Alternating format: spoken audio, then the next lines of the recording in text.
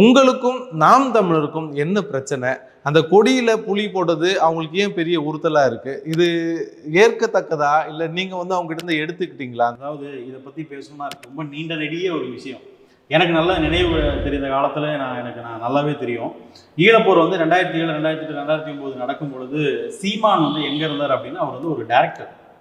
அப்போ அண்ணனுடைய வேல்முருகன் அவர்கள் தான் சீமானுக்கு அவருக்கு வீட்டு வாடகையில இருந்து அவருடைய உணவு செலவுல இருந்து இன்னைக்கு அவர் கூட நெருக்கமா பழகிய நெருக்கமா இருந்த அத்தனை பேருக்கும் அது தெரியும். ஜெகேஷ் பாண்டியனுக்கோ வெற்றிக்குமரன் அவர்களுக்கோ இல்ல நீங்க வெற்றிமாறன் அவருக்கே தெரியும். அவர் டைரக்டர் பாலா இவங்களுக்கு எல்லாருக்குமே தெரியும்.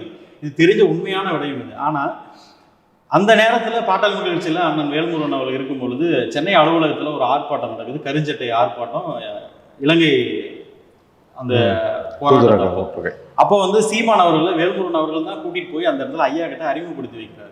அறிமுகப்படுத்தி வைக்கும் போது அங்க இருக்கிற நிர்வாகிகள் சீமானை தள்ளி விட்டுறாங்க. தள்ளி விடும் பொழுது அவர் என் ரத்தம் என் பக்கத்துல தான் நிற்பாரு நிக்க வச்சு அந்த இடத்துல அந்த ஈழத்தமிழருக்காக முதல் முறையா பேச வச்சது அண்ணன் வேல்முருகன் அவர்கள் தான்.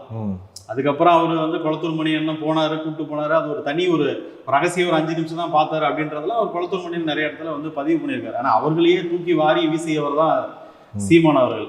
அவங்களுக்கு எங்களுக்கும் ஒரு பெரிய முரண்லாம் இல்லை. அவங்கள பேசுற அளவுக்கு அவங்க பெரிய கட்சியும் கிடையாது.